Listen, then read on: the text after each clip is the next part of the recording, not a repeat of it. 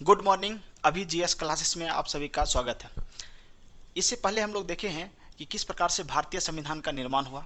भारतीय संविधान के निर्माण करने के लिए संविधान सभा का गठन हुआ था। संविधान सभा ने ही भारत के संविधान को पूर्ण रूप से तैयार किया है। उससे पहले हम लोग देखे थे भारतीय संविधान का संवैधानिक विकास, किस प्रकार से भारतीय संविधान का निर्माण की प्रक्रिया जो है चला। अगर आप लोग वो वीडियो नहीं देखे हैं तो जाकर देख सकते हैं। अगर नहीं देखिएगा तो फिर आगे समझने में आपको दिक्कत होने वाली है। ठीक है, देखिए, संविधान जो है एक ऐसा सब्जेक्ट है जो भारत के प्रत्येक नागरिक को पढ़ना चाहिए, ताकि उसको पता तो चले कि भारत का संविधान जो है उसके लिए क्या क्या अधिकार दिया है।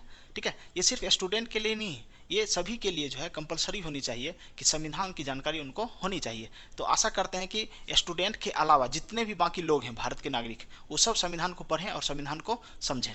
तो देखिए, आज हम लोग देखेंगे कि भारतीय संविधान का जो विदेशी स्रोत है, जब भारत का संविधान बन रहा था तो भारतीय संविधान निर्माताओं ने कुल 60 देशों के संविधान को मंगाकर और उसका अवलोकन किए। उसमें जो भी अच्छे अच्छे प्रावधान थे सबको निचोड़ करके और भारत के संविधान में लाके रख दिए। ठीक है, तो आज हम देखेंगे किन देश से जो है कौन सा प्रावधान भारत के संविधान में जोड़ा गया है। ठीक है, तो आप लोग हेडिंग दे दिए, भारतीय संविधान का विदेशी स्रोत। भारतीय संविधान का विदेशी स्रोत, विदेशी स्रोत। भारतीय संविधान का विदेशी स्रोत हम लोग देखेंगे। आप लोग हेडिंग डाल दीजिए, भारतीय संविधान का विदेशी स्रोत। देखिए, भारत के संविधान का विदेशी स्रोत से कहने का मतलब है, आप लोगों को क्वेश्चन देखने को मिलता होगा कि मूल अधिकार किस देश से लिया गया है भारत के संविधान में, तो वहाँ पर क्या होता है आंसर, अमेरिका। तो उसी प्रकार से हम लोग जो है जो इंपॉर्टेंट देश है जहाँ से जो है भारत के संविधान में महत्वपूर्ण प्रावधान लिया गया है उसके बारे में हम लोग चर्चा करेंगे। तो सबसे पहले हम लोग देखेंगे कि अमेरिका के संविधान से क्या क्या प्रावधान भारतीय संविधान में किया गया है। तो हेडिंग दे दीजिए अमेरिका। अमेरिका, जिसको हम लोग यूएसए भी बोलते हैं। ठीक है, अमेरिका का संविधान जो है दुनिया का सबसे कठोर संविधान है और सबसे छोटा भी। आप लोग पढ़े होंगे कि सबसे बड़ा संविधान यानी लिखित संविधान जो है, सबसे बड़ा संविधान भारत का है। लेकिन अगर क्वेश्चन पूछा जाए कि सबसे छोटा लिखित संविधान किस देश का है, तो यूएसए का है। और सबसे कठोर यानी हार्डेस्ट कॉन्स्टिट्यूशन जो है किस देश का है, तो अमेरिका का संविधान है। तो अमेरिका के संविधान से जो है महत्वपूर्ण प्रावधान जो लिया गया है भारत के संविधान में, वो हम लोग देखते हैं। देखिए, पहला प्रावधान जो है वो है मौलिक अधिकार। मौलिक अधिकार, मौलिक या इसी को बोलते हैं मूल अधिकार। मौलिक या मूल अधिकार, मूल अधिकार, इसको इंग्लिश में देखेंगे फंडामेंटल राइट्स। फंडामेंटल राइट्स, मूल अधिकार। यानी वर्तमान में जब देखेंगे तो मूल अधिकार की चर्चा जो है यानी अनुच्छेद जो है, जब हम लोग मूल अधिकार पढ़ेंगे तो उसमें डिटेल से देखेंगे अनुच्छेद 12 से लेकर 35 तक। अनुच्छेद 12 से लेकर 35 तक यानी भाग 3, संविधान का जो भाग 3 है उसमें अनुच्छेद 12 से 35 तक मूल अधिकार की चर्चा है।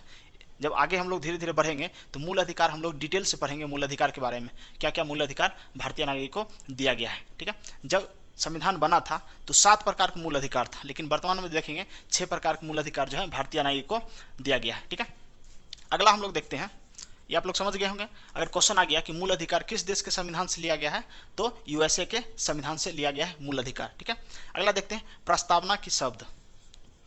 प्रस्तावना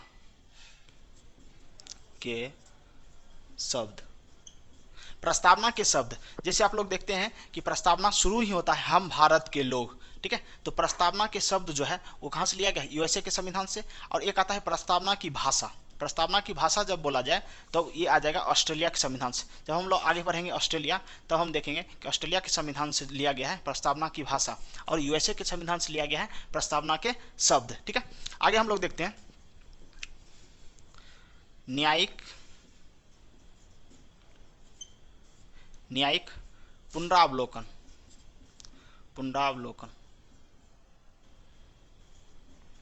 न्यायिक पुनरावलोकन। देखिए, न्यायिक पुनरावलोकन का मतलब क्या हुआ कि न्यायिक पुनरावलोकन कहने का मतलब है भारत में जो भी न्यायिक व्यवस्था है, सर्वोच्च न्यायालय हो गया, उच्च न्यायालय हो गया, और डिस्ट्रिक्ट में जाएंगे तो डिस्ट्रिक्ट कोर्ट हो गया, तो वो जो न्याय देती है उस पर किसी भी सरकार का कोई दबाव नहीं होता, यानी स्वतंत्र होती है न्यायपालिका भारत में न्याय देने के लिए। ठीक है, तो ये न्यायिक पुनरावलोकन क्या हुआ कि एक बार अगर न्याय सुना दिया, सुप्रीम कोर्ट या हाई कोर्ट अपना जजमेंट दे दिया किसी मुद्दे पर, तो उसको ये अधिकार मिला है कि अपने फैसले को फिर से वो रिव्यू कर सके और उसके पश्चात जो है फिर से वो जजमेंट दे सके। इसी को बोलते हैं न्यायिक पुनरावलोकन। तो न्यायिक पुनरावलोकन जो है भारत के संविधान में जोड़ा गया। यह किस देश से लिया गया था? तो अमेरिका के संविधान से। नेक्स्ट हम लोग देखते हैं स्वतंत्र न्यायपालिका। स्वतंत्र न्यायपालिका, ठीक है। न्यायपालिका भारत में क्या है? स्वतंत्र है। यह प्रावधान जो है अमेरिका के संविधान से भारत के संविधान में जोड़ा गया है। यानी भारत में जो है न्यायपालिका के ऊपर किसी का भी नियंत्रण नहीं है, किसी भी सरकार का जो है न्यायपालिका पर नियंत्रण नहीं है। यानी भारत में जो है स्वतंत्र न्यायपालिका जो है वर्तमान में देखेंगे तो स्वतंत्र न्यायपालिका भारत में चलती है। और ये कब से चलती है? जब से संविधान भारत का लागू हुआ तब से स्वतंत्र न्यायपालिका, ठीक है। नेक्स्ट हम लोग देखते हैं सुप्रीम कोर्ट एवं हाई कोर्ट के न्यायाधीशों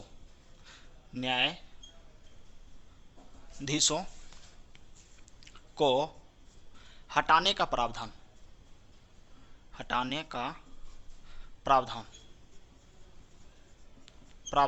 ठीक है। देखिए भारत में जो भी सुप्रीम कोर्ट है और राज्यों में जितना भी स्टेट हो गया और जहाँ जहाँ भी उच्च न्यायालय होता है वहाँ के जो भी न्यायाधीश बनते हैं, तो न्यायाधीश जो है भारत में जो न्यायाधीश बनता है वो कॉलेजियम सिस्टम के तहत बनता है। लेकिन सुप्रीम कोर्ट और हाई कोर्ट के न्यायाधीश जब एक बार बन गए तो उनको हटाना कैसे है? तो हटाने का भी जो प्रक्रिया होता है, यानी हटाने का जो प्रक्रिया है, यहाँ प्रावधान की जगह पर प्रक्रिया लिख देते हैं, उचित रहेगा। हटाने की प्रक्रिया, ठीक है। हाईकोर्ट एवं सुप्रीम कोर्ट के न्यायाधीशों को हटाने की प्रक्रिया जो है ये अमेरिका के संविधान से भारत के संविधान में लिया गया है, ठीक है। नेक्स्ट हम लोग देखते हैं राष्ट्रपति का निर्वाचन। राष्ट्रपति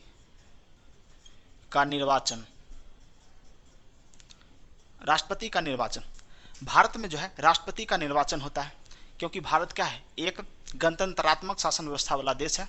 यानी 26 जनवरी 1950 को भारत गणतंत्र हुआ था, उसी दिन से जो है भारत गणतंत्र हो गया। और राष्ट्रपति का निर्वाचन जो है यह अमेरिका के संविधान से लिया गया। इसके पश्चात हम लोग देखेंगे राष्ट्रपति पर महाभियोग। राष्ट्रपति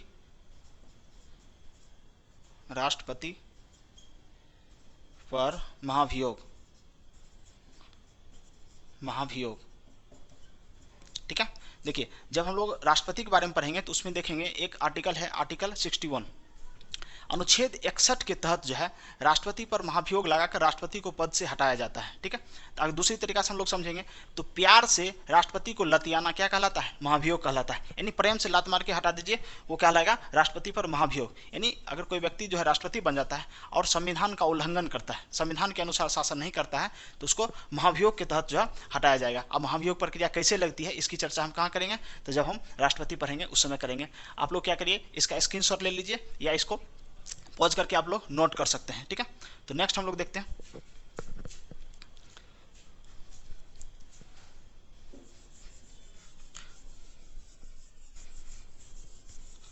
आप लोग अमेरिका के संविधान में महत्वपूर्ण जो प्रावधान है उसके बारे में हम लोग देखेंगे, ठीक है। अगला देखिए कि अमेरिका के संविधान से और भी महत्वपूर्ण प्रावधान लिया गया, वो है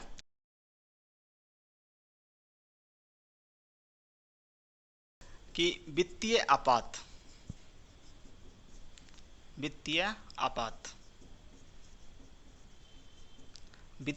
का प्रावधान जो है अमेरिका के संविधान से लिया गया था। देखिए वित्तीय आपात क्या होता है कि जब किसी भी देश में आर्थिक संकट, जिस प्रकार से अभी देखे हैं श्रीलंका क्या हालत है, श्रीलंका जो है आर्थिक कंगाली आ गया है, तो उसी प्रकार से भारत भी एक बार सामना कर रहा था वित्तीय संकट का। ये समय था 1991 का, जिस समय भारत संकट में था। उस समय भारत के प्रधानमंत्री पीवी नरसिम्हा राव और फाइनेंस मिनिस्टर वित्त मंत्री जो थे मनमोहन सिंह जी थे। तो उस समय जो भारत के पास जो है पीपीपी जीडीपी जो था बहुत ही कम बचा था, यानी जिसको हम बोलते हैं परचेजिंग पावर। भारत के पास लगभग जो है 15 दिन का पैसा बचा हुआ था वस्तु को खरीदने के लिए। लेकिन जो है वहाँ से जो है देश किसी तरीके से उभर कर और आगे बढ़ते बढ़ते अभी वर्तमान में देखेंगे तो पूरी दुनिया में तीसरा नंबर पर है भारत पीपीपी जीडीपी के मामले में, ठीक है। तो देखिए वित्तीय आपात से क्वेश्चन ये पूछा जाता है कि कितनी बार जो है वित्तीय आपात भारत में लगा है। तो अभी तक ऐसा कभी समय नहीं आया है कि वित्तीय आपात भारत में लगाया जाए, तो एक भी बार भी वित्तीय आपात भारत में नहीं लगा है। तो अगला क्वेश्चन ये बनता है कि वित्तीय आपात की चर्चा अनुच्छेद जो है भारत के संविधान किस अनुच्छेद में है? तो अनुच्छेद 360 में।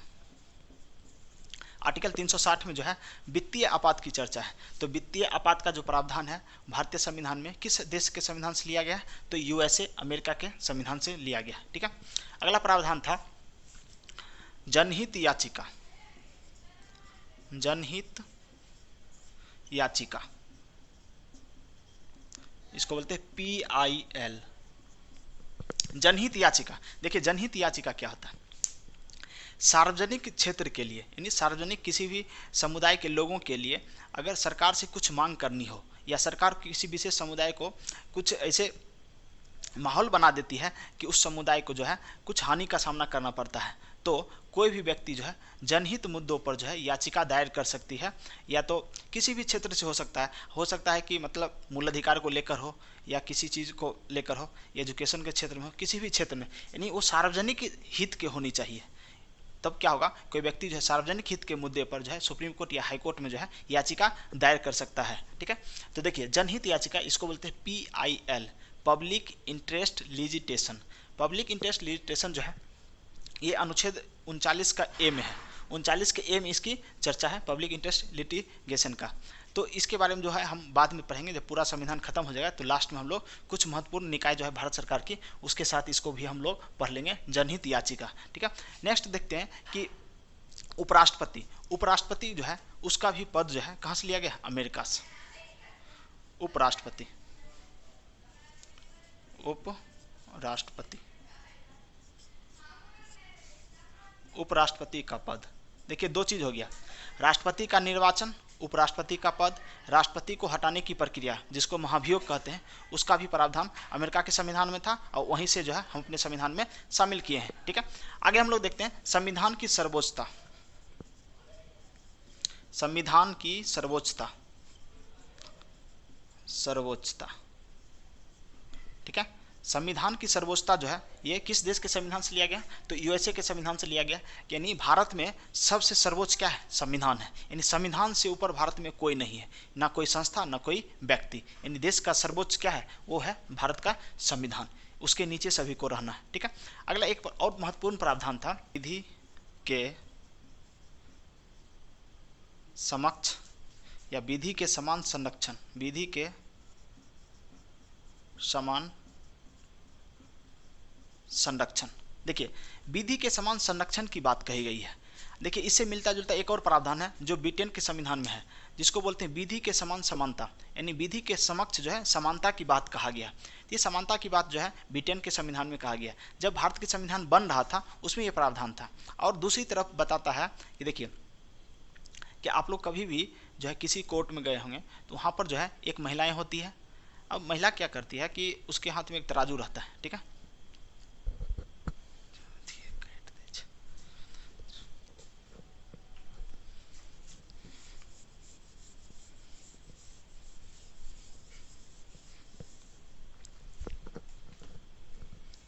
अगला प्रावधान हम लोग देखते हैं विधि के समक्ष, विधि के समान संरक्षण।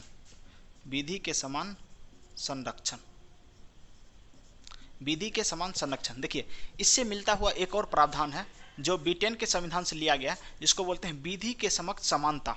अब वहाँ था विधि के समक्ष समानता और यहाँ है विधि के समान संरक्षण। आगे जब इसके बाद हम ब्रिटेन के संविधान के बारे में हम चर्चा करेंगे कि वहाँ से क्या क्या प्रावधान लिया गया है, तो उसमें हम लिखाएंगे विधि के समक्ष समानता। आप अगर किसी भी कोर्ट में तस्वीर देखे होंगे, किसी भी कोर्ट का, हाई कोर्ट, सुप्रीम कोर्ट, जो भी है, डिस्ट्रिक्ट कोर्ट, तो वहाँ देखे होंगे कि एक महिला होती है, उसकी आँख पर पट्टी बंधा हुआ रहता है, ठीक है, काला पट्टी, और उसके हाथ में एक तराजू रहता है। वो इंडिकेट करता है, यानी उससे हमको पता चलता है कि भारत का संविधान जो है वो समान नागरिक के लिए, यानी सभी के लिए एक कानून बनाता है। यानी आप भारत के राष्ट्रपति हैं, या आप ठेला चलाने वाले हैं, रिक्शा चलाने वाले हैं, कोई मजदूर हैं, किसान हैं, सब के लिए एक समान कानून। ठीक है, तो वहाँ पर पट्टी का ये मकसद है कि हम जो है कुछ देखते नहीं हैं, सिर्फ हमको क्या चाहिए? सबूत चाहिए। ठीक है, हम कानून, वैसे लोग भी कहते हैं कि कानून क्या होता है? अंधा होता है, वो देखते नहीं है, वो सबूत मांगती है। ठीक है, तो देखिए, तो विधि के समक्ष जो है समान संरक्षण की बात में क्या कहा गया है? कहा गया है, देखिए अमेरिका के संविधान में कहा गया है, देखिए जो हमारे राष्ट्रपति होते हैं देश के सर्वोच्च व्यक्ति होते हैं, उनको थोड़ा सा सम्मान देने की जरूरत है। तो भारत के संविधान में देखेंगे अनुच्छेद 72 जो है कहता है कि राष्ट्रपति को जो है क्षमादान की शक्ति प्रदान किया गया है। अब मान लीजिए राष्ट्रपति, जिस समय राष्ट्रपति हैं, अगर वो किसी व्यक्ति को मर्डर कर देते हैं तो उनको भी वही सज़ा मिलेगी, और कोई आम व्यक्ति मर्डर कर देता है उसको भी वही सज़ा मिलेगा। तो क्या हुआ, राष्ट्रपति और एक आम व्यक्ति में क्या फ़र्क पड़ा, ठीक है। तो ये फ़र्क जो है अमेरिका के संविधान में देखने को मिला, और वो कहा गया कि देखिए, जब तक राष्ट्रपति हैं तब तक जो है उन पर कोई भी मुकदमा का फैसला नहीं सुनाया जाएगा। मुकदमा चलते रहेगा लेकिन फैसला नहीं सुनाया जाएगा जब तक कि वो राष्ट्रपति पोस्ट पर हैं। और क्या होगा, सुप्रीम कोर्ट या हाई कोर्ट जो है इंतजार करेगी कब वो राष्ट्रपति का पद त्यागते हैं, उसके पश्चात जो है मुकदमा जो है फैसला सुनाया जाएगा, जो मुकदमा किया गया है, ठीक है। तो ये कहता है कि समान संरक्षण, यानी जैसा देश वैसा भेष, यानी जैसा व्यक्ति उसके साथ वैसा बर्ताव किया जाएगा। ये कौन कहा, तो अमेरिका का संविधान कहा, ठीक है। तो आप लोग क्या करिए, स्क्रीनशॉट ले लीजिए। इसके बाद हम लोग देखते हैं B10 के संविधान से क्या क्या लिया गया है, ठीक है। तो नेक्स्ट हम लोग देखते हैं B10, आप लोग हेडिंग दे दीजिए। B10 के संविधान से क्या क्या प्रावधान जो है भारत के संविधान में किया गया है, ठीक है। तो हेडिंग दे दीजिए B10।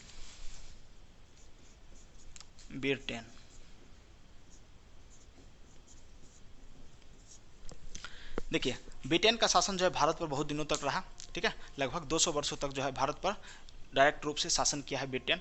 तो B10 के संविधान का जो है पूरा जो है परछाई जो है देखने को मिलता है भारत के संविधान में। वैसे भी हम लोग जब पीछे हम देखे थे कि भारत का संवैधानिक विकास, उसमें हम लोग देखे थे भारत शासन अधिनियम 1935। अभी वर्तमान जब संविधान देखेंगे उसका 65-66% जो है, लगभग 65% के आसपास जो है वो पूरी जो है 1935 का भारत शासन अधिनियम है, वहाँ से कॉपी किया और यहाँ पर पेस्ट कर दिया, कट कॉपी पेस्ट, ठीक है। 1935 का प्रावधान जो है सबसे अधिक जो है भारत के संविधान में देखने को मिलता है। क्वेश्चन यहाँ पर बनता है कि देखिए, पूछा जाएगा कि किस प्रावधान के तहत, यानी या कौन सा ऐसा स्रोत है जो वर्तमान में भारत के संविधान में सबसे अधिक देखने को मिला है, यानी कहाँ से लिया गया है, तो 1935 के भारत शासन अधिनियम से लिया गया है, ठीक है। तो देखिए, सबसे पहला इसमें प्रावधान देखते हैं, संसदीय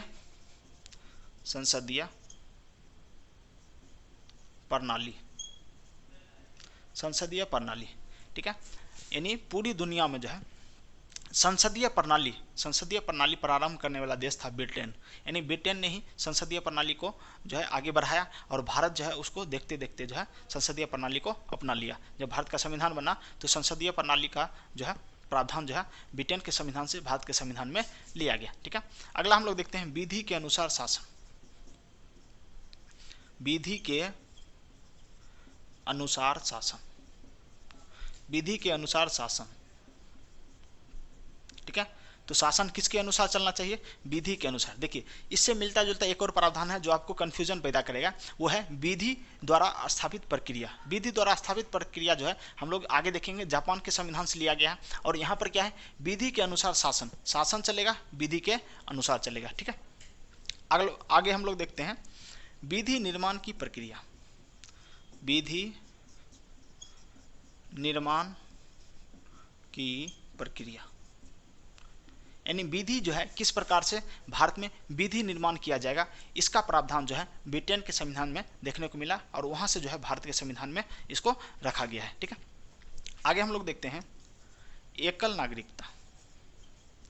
एकल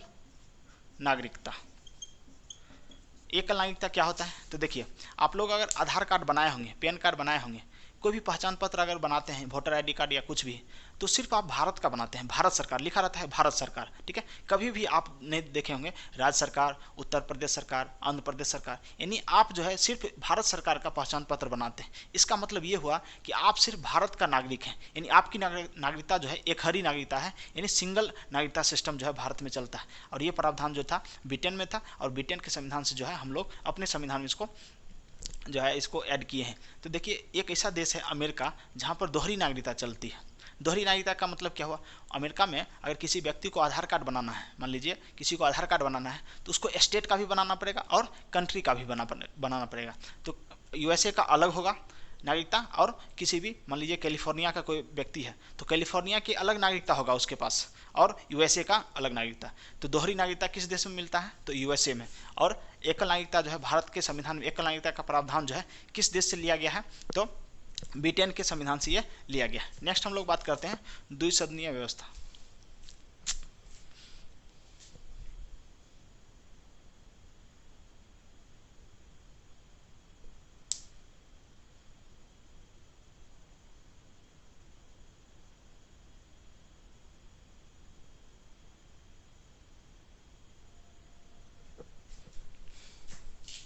नेक्स्ट हम लोग देखते हैं द्विसदनीय व्यवस्था। द्विसदनीय व्यवस्था, द्विसदनीय व्यवस्था क्या है? तो आप लोग जो है, अगर आप वीडियो नहीं देखे हैं पीछे तो वीडियो जाकर देखिए। जब तक नहीं देखिएगा तब तक आगे आपको प्रॉब्लम आती रहेगा, हमेशा हमेशा प्रॉब्लम फेस करना पड़ेगा। इसलिए क्या होगा कि आपको जो है पीछे वाला वीडियो देखना पड़ेगा और देखकर आप नोट्स बनाइए। देखिए, आपको हम पहले बता चुके हैं कि जब मॉन्टेग्यू चेम्सफोर्ड सुधार अधिनियम 1919 आया था, उसमें यह प्रावधान था कि केंद्र में द्विसदनीय व्यवस्था, केंद्र में द्विसदनीय व्यवस्था और राज्य में जो है दोहरी व्यवस्था, यानी कहने का मतलब जो है दोहरी शासन व्यवस्था राज्य में और केंद्र में द्विसदनीय। देखिए, द्विसदनीय और दोहरी में दोनों में अंतर है, ठीक है। तो द्विसदनीय व्यवस्था जो है भारत के संविधान में जो है लिया गया, ये भी ब्रिटेन के संविधान से भारत के संविधान में ये प्रावधान लिया गया है, ठीक है। तो आप जो बता सकते हैं कि देखिए, हम लोग अभी पीछे जो पढ़े हैं संवैधानिक विकास, उससे कितना फायदा देखने को मिला। तो संवैधानिक विकास में हम लोग देखेंगे कि 1919 के अधिनियम में जो है देश में यानी केंद्र में जो है द्विसदनीय व्यवस्था लागू किया गया था। उसी के आधार पर यहाँ पर द्विसदनीय व्यवस्था को ऐड किया गया, ठीक है। आगे हम देखते हैं, भारत में देखिए चुनाव जब होता है तो जिस व्यक्ति को सबसे अधिक वोट मिलता है वही व्यक्ति विजेता हो जाता है। तो यह निर्णय जो है, यह निर्णय ब्रिटेन से लिया गया है कि अधिक मतों के आधार पर जो है चुनाव जीत का निर्णय, अधिक मतों के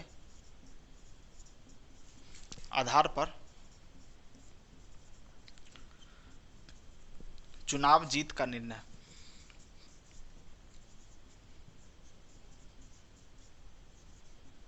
चुनाव जीत का निर्णय, अधिक मतों के आधार पर जो है चुनाव जीतने का जो है निर्णय जो है यह व्यवस्था किया गया है ब्रिटेन के संविधान से। यह व्यवस्था भारत के संविधान में किया गया। आप लोग यहाँ तक नोट कर लीजिए या पॉज करके वीडियो को नोट कर सकते हैं और या इसको जो है स्क्रीनशॉट ले लीजिए। नेक्स्ट हम लोग देख लेते हैं कि क्या प्रावधान इसमें किया गया था। तो आगे हम देखते हैं, मंत्रिमंडलीय प्रणाली भी एक प्रावधान आता है इसमें। मंत्रिमंडलीय प्रणाली,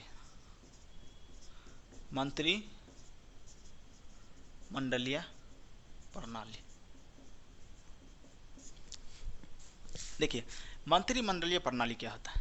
तो भारत में अभी जब देखेंगे कि भारत का जो सरकार है यानी गवर्नमेंट ऑफ इंडिया, भारत के प्रधानमंत्री जो हैं अकेले जो है पूरे देश का शासन नहीं चला सकते हैं। इसलिए जो है उनको जो है प्रत्येक विभाग के लिए अलग अलग व्यक्तियों की आवश्यकता होती है और सभी व्यक्ति जितना भी है सभी को मिलाकर हम लोग बोलते हैं मंत्रिमंडल। यानी जितना भी मंत्री बनाया गया है सब विभाग का, सभी को मिलाकर क्या होता है? मंत्रिमंडल तैयार किया जाता है।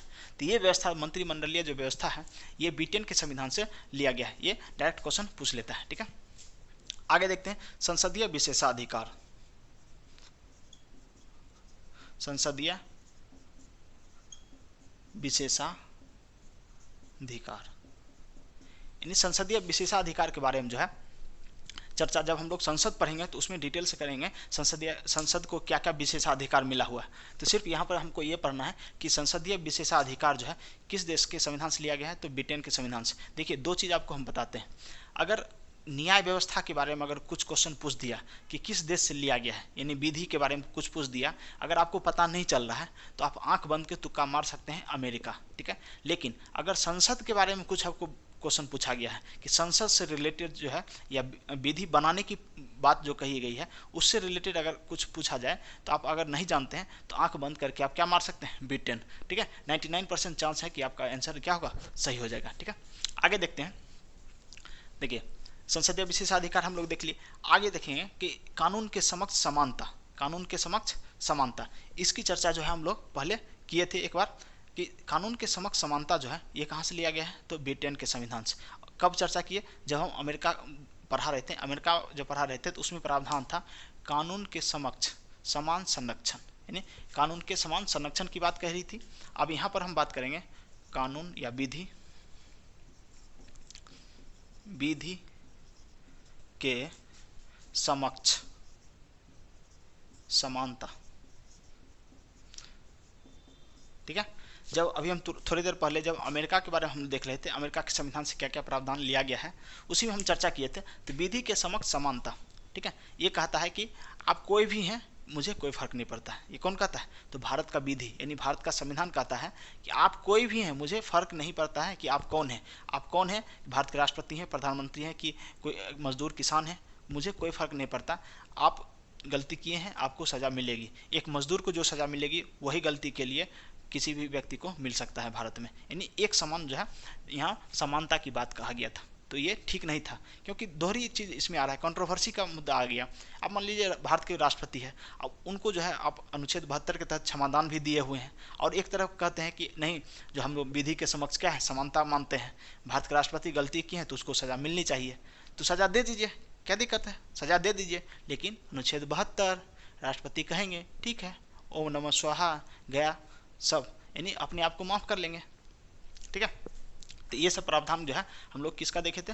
ब्रिटेन के संविधान से ये प्रावधान देखने को मिला। ठीक है, अगला हेडिंग आप दे दीजिएगा आयरलैंड। आयरलैंड, आयरलैंड देखिए, आयरलैंड जो है यूरोप में ही देश है। आयरलैंड एक है, आयरलैंड एक है नॉर्थ आयरलैंड। उत्तरी आयरलैंड पर जो है ब्रिटेन का अधिकार है, अभी वर्तमान में देखेंगे।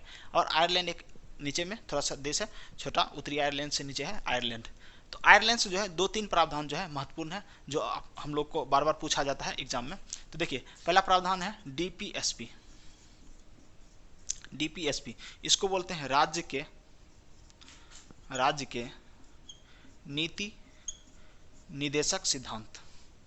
राज्य के नीति निर्देशक सिद्धांत।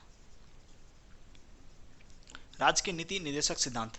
जब हम भारत के संविधान के भाग 4 हम देखेंगे, आगे जब धीरे धीरे बढ़ेंगे, भाग 4 में राज्य के नीति निर्देशक सिद्धांत के बारे में चर्चा की गई है, अनुच्छेद 36 से लेकर 51 तक।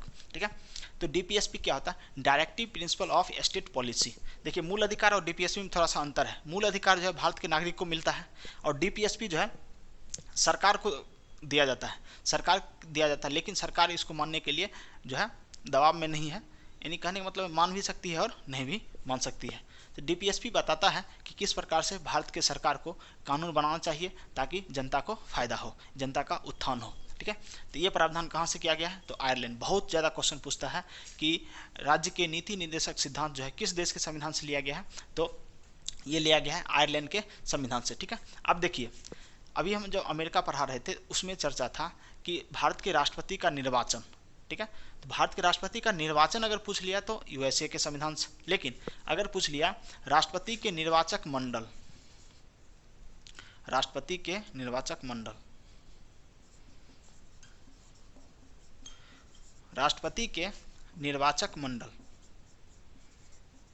निर्वाचक मंडल, राष्ट्रपति के निर्वाचक मंडल की जो व्यवस्था है वो आयरलैंड के संविधान में।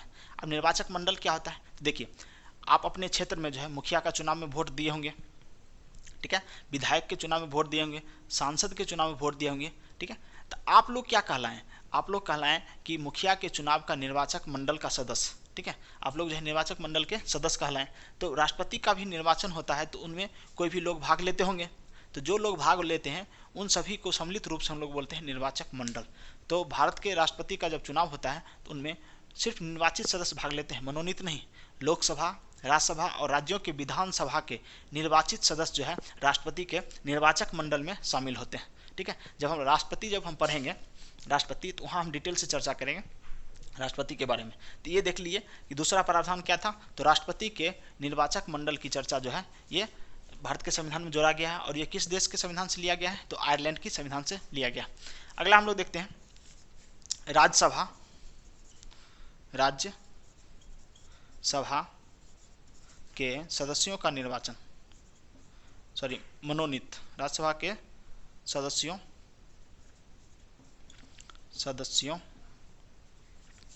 को मनोनीत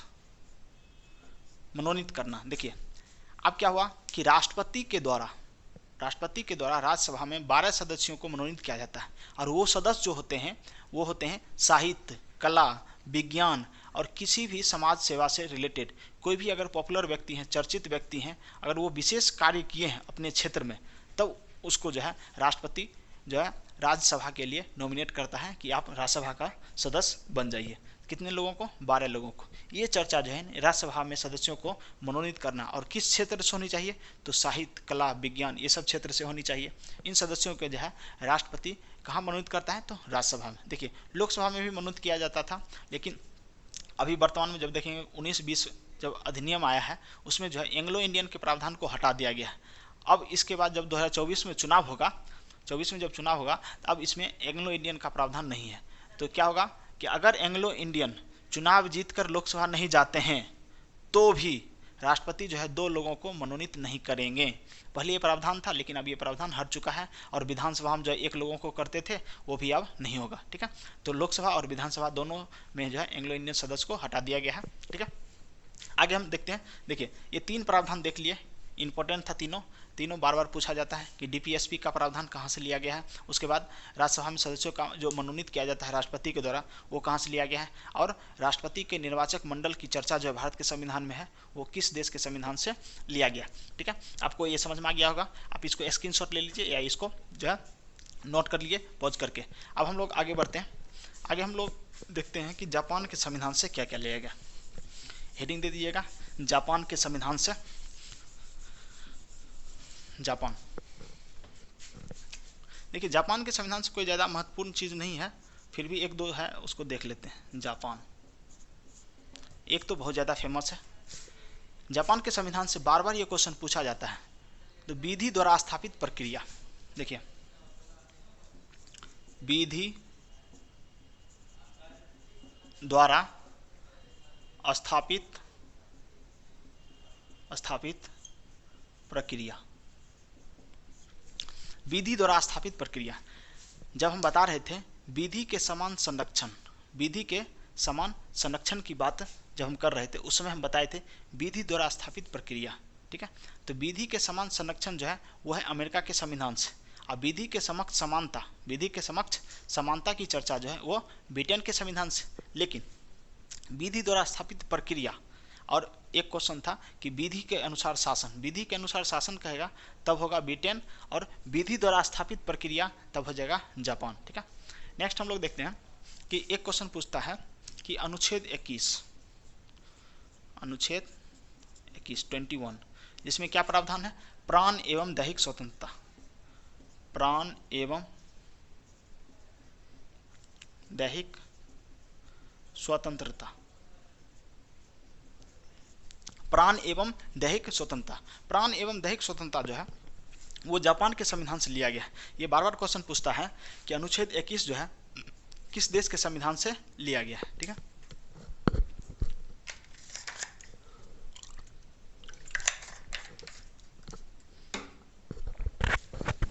नेक्स्ट आप लोग हेडिंग दीजिए कनाडा। अब हम कनाडा के बारे में देखते हैं कि कनाडा से क्या क्या प्रावधान भारत के संविधान में लिया गया है।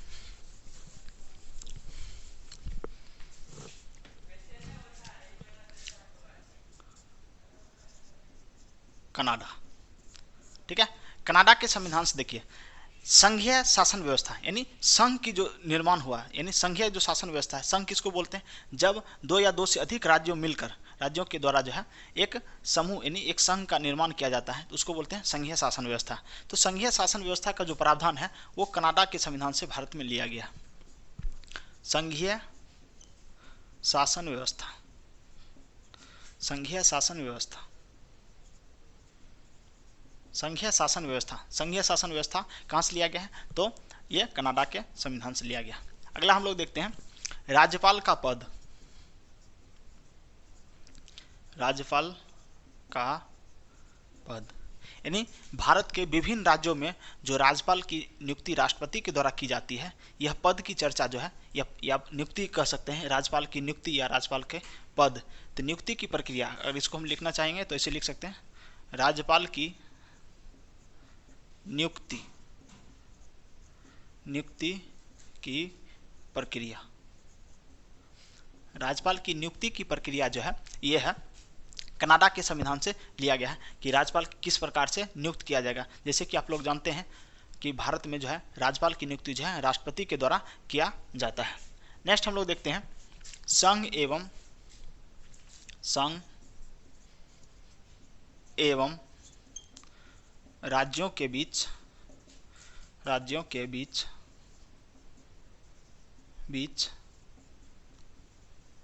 राज्यों के बीच शक्तियों का बंटवारा, शक्तियों का विभाजन या बंटवारा। किस प्रकार से संघ एवं राज्यों के बीच शक्तियों का विभाजन किया जाएगा, ये प्रावधान जो है कहाँ से लिया गया है, तो कनाडा की संविधान से जो लिया गया है। ठीक है, तो देखिए शक्ति कहने का मतलब क्या हुआ कि कौन, जब हम संघ बना रहे हैं, देखिए संघ में क्या होता है कि बहुत सारे स्टेट होता है, तो संघ जब बनाएंगे तो इसमें क्या होगा, शक्ति का विभाजन बहुत जरूरी हो जाता है। यानी कौन कौन शक्ति जो है केंद्र अपने पास रखना चाहिए केंद्र को, और कौन कौन शक्ति जो है राज्य को देनी चाहिए, ये बहुत ज़्यादा विशेष प्रावधान रखता है। इसलिए जो है कनाडा के संविधान से संघीय व्यवस्था भी लिया गया है। और जब संघ बना रहे हैं, आप संघ बना रहे हैं, अगर कुछ शक्ति जो है राज्य को नहीं दीजिएगा तो राज्य आपसे अलग हो जाएगा, तो संघ रहने का कोई मतलब है नहीं।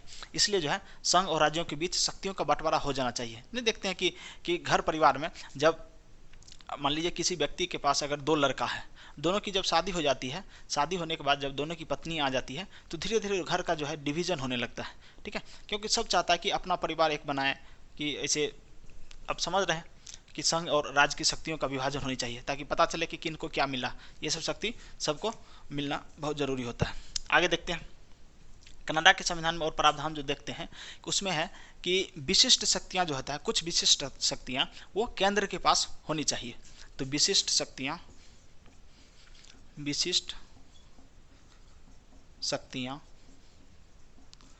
केंद्र के पास।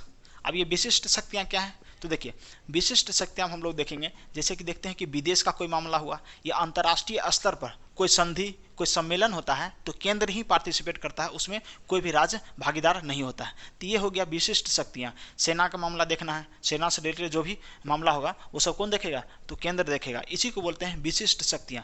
तो विशिष्ट शक्तियां जो है किसके पास रहेगा, तो केंद्र के पास रहेगा। ठीक है, आगे देखते हैं कि एक प्रावधान बहुत ज़्यादा इंपॉर्टेंट है, लेकिन बहुत सारे स्टूडेंट को समझ में नहीं आता कि ये प्रावधान है क्या। ठीक है, तो सुप्रीम कोर्ट का ये प्रावधान है, सुप्रीम कोर्ट का परामर्शी न्याय निर्णयन।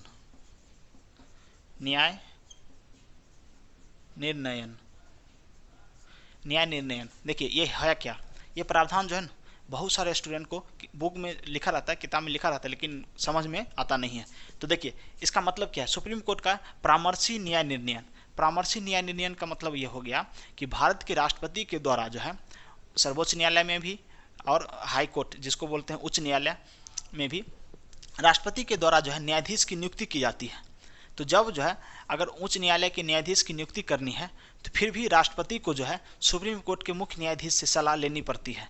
इसी सलाह को बोलते हैं परामर्शी न्याय निर्णयन। अगर राष्ट्रपति कोई भी न्याय से संबंधित निर्णय ले रहे हैं, ठीक है, न्याय संबंधी निर्णय ले रहे हैं, या किसी व्यक्ति को मान लीजिए क्षमादान देना है, अनुच्छेद 72 कहता है कि राष्ट्रपति जो है क्षमादान दे सकते हैं, लेकिन उसमें भी जो है सुप्रीम कोर्ट की मतलब हिस्सेदारी होनी चाहिए। सुप्रीम कोर्ट से भी उनको पूछना पड़ेगा कि ये उचित है कि नहीं। ठीक है, तो ये भागीदारी ही कहलाता है सुप्रीम कोर्ट का परामर्शी न्याय निर्णयन। ठीक है, तो ये प्रावधान हम लोग देख लिए कनाडा के संविधान से लिया गया। इसको आप जो है पॉज करके नोट कर लीजिए या इसको स्क्रीनशॉट ले लीजिए। ठीक है, नेक्स्ट हम लोग देखते हैं। नेक्स्ट आप लोग हेडिंग दीजिए जापान। जापान के बारे में हम लोग देख लें। जापान शायद हम देख चुके हैं। ठीक है, जापान हम चर्चा कर चुके हैं। जापान से हम लोग 2 चीज़ देखे हैं कि विधि द्वारा स्थापित प्रक्रिया और अनुच्छेद जो है 21 आर्टिकल 21 प्राण और दैहिक स्वतंत्रता। ठीक है, जापान हम लोग देख लिए। देखिए क्या क्या अभी तक हम देख लिए। अमेरिका का संविधान देख लिए, ब्रिटेन का देख लिए, आयरलैंड का, जापान का, उसके बाद कनाडा का भी देख लिए। ठीक है, अब हम लोग कोई दूसरा देश देखते हैं। चलिए देखते हैं जर्मनी। ठीक है, जर्मनी के संविधान से देखते हैं क्या लिया गया। जर्मनी, देखिए जर्मनी के संविधान से एक बहुत ही महत्वपूर्ण प्रावधान है जो बार बार क्वेश्चन पूछा जाता है एग्जाम में डायरेक्ट। देखिए जापान के संविधान में कहा गया है कि राष्ट्रीय आपात के समय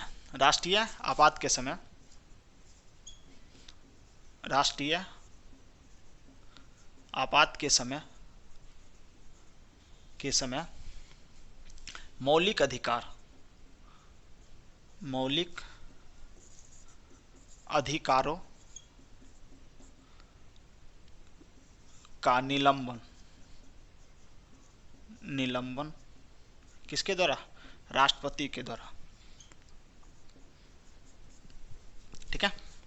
जर्मनी के संविधान में यह प्रावधान है कि जब राष्ट्रीय आपात लागू हो जाए, राष्ट्रीय आपात लागू होने के समय जो है राष्ट्रपति को ये अधिकार दिया गया है को मौलिक अधिकार को क्या कर दे? निलंबित कर दे। जैसे एग्जाम्पल से आप समझिए कि मान लीजिए भारत और चीन में युद्ध चल रहा है और भारत के नागरिकों को मिला है कि भारत के किसी भी क्षेत्र में अबाध रूप से घूमने का अधिकार भारत के नागरिकों को मिला है, इसको बोलते हैं मौलिक अधिकार। अब मान लीजिए युद्ध का समय चल रहा है, कोई व्यक्ति कहेगा नहीं हमको जो है घूमने जाना है लद्दाख क्षेत्र में, ठीक है, सियाचिन ग्लेशियर हमको घूमने जाना है, ठीक है, तो राष्ट्रपति कहेंगे आओ आओ इधर, तुम एक चाट देंगे या कहेंगे आओ तुमको घुमा देते हैं, चट्टा यहाँ चल रहा है युद्ध चल रहा है, तुम जाएगा घूमने के लिए, नहीं जाएगा घूमने। तो उसके लिए जो है ये प्रावधान भारत के संविधान में किया गया है कि जब राष्ट्रीय आपात की चर्चा होगी, यानी जब राष्ट्रीय आपात भारत में लागू रहेगा तो राष्ट्रपति को यह अधिकार मिला हुआ है कि मूल अधिकार को वहाँ क्या कर दे? निलंबित कर दे। ठीक है, तो ये था किसका? जर्मनी के संविधान से। जर्मनी के संविधान में कोई ज़्यादा इंपॉर्टेंट नहीं है एग्जाम के पॉइंट ऑफ व्यू से। ठीक है, अगला हम लोग देख लेते हैं रूस के संविधान। रूस के संविधान, तो रूस के संविधान से जो है ना एक चीज़ तो बहुत ज़्यादा पूछता है। ठीक है, रूस के संविधान से जिसको बोलते हैं मौलिक कर्तव्य, मौलिक कर्तव्य, मौलिक कर्तव्य। ठीक है, देखिए जब अमेरिका हम लोग पढ़ रहे थे तो उसमें हम देखे थे मौलिक अधिकार, फंडामेंटल राइट। यहाँ पर देखेंगे फंडामेंटल राइट्स हो गया, यहाँ पर देखेंगे फंडामेंटल ड्यूटीज, फंडामेंटल ड्यूटीज। देखिए मौलिक अधिकार जो है भारत के नागरिकों को मिला है, ठीक है, ताकि भारत के नागरिक के ऊपर जो है यहाँ के जो सरकार है अत्याचार ना कर सके। ठीक है, तो अब हुआ क्या कि सिर्फ देश ही जो है यानी भारत की जो सरकार है वो अधिकार दिया किसको? नागरिकों को। तो नागरिक का भी तो कोई फर्ज बनता है अपने देश के प्रति, तो ये चर्चा है मौलिक कर्तव्य में। तो मौलिक कर्तव्य मूल संविधान में नहीं था, जब 42वां संविधान संशोधन आया 1976 में तब इसको जो है शामिल किया गया मौलिक कर्तव्य को।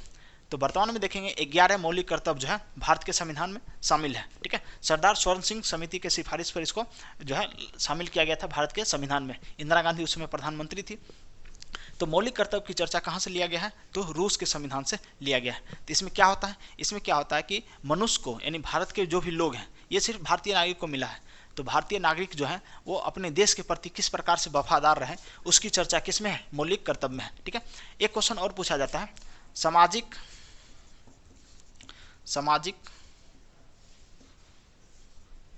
आर्थिक एवं राजनीतिक न्याय, सामाजिक आर्थिक एवं राजनीतिक न्याय, इसकी चर्चा जो है संविधान में किया गया है और ये किस देश से लिया गया है? आप जब प्रस्तावना पढ़िएगा तो प्रस्तावना में भी इसकी चर्चा है, सामाजिक आर्थिक और राजनीतिक न्याय।